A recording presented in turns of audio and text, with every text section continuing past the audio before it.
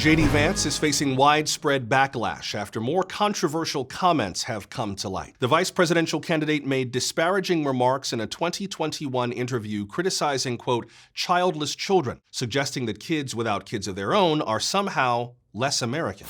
One of the biggest problems in this country right now is that we have too many pathetic childless kids. Yeah, right. You know, we got 11, 12, even 13-year-olds who care more about their middle school and their friends and their soccer practice than starting a family and having children. Right. These kids, they're miserable people. They made bad choices in life. It's sad. Joining me now to break down the controversy is ONN's Lisa Davenport. And Lisa, this seems like a real unforced error by an already unpopular candidate. That's right. The response has been overwhelmingly negative, particularly among children who are living happily without children of their own. The concern here, though, for the Trump campaign is that Vance could be alienating wide swaths of voters with statements like this.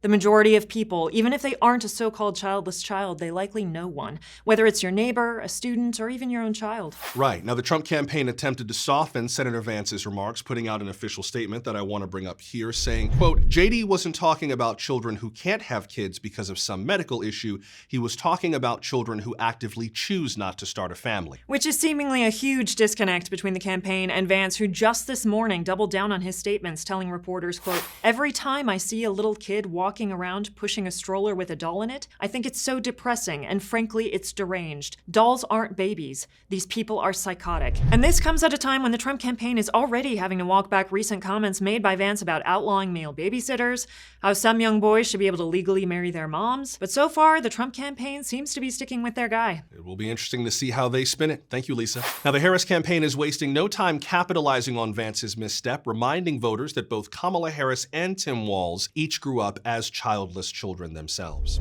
Coming up next, more on the harrowing story of the lost hiker who was forced to eat his own trail mix. You've seen the news, now touch it with your fingers. To receive your monthly print edition of The Onion, head to membership.theonion.com today. With America's finest news source, the more you pay, the better the news.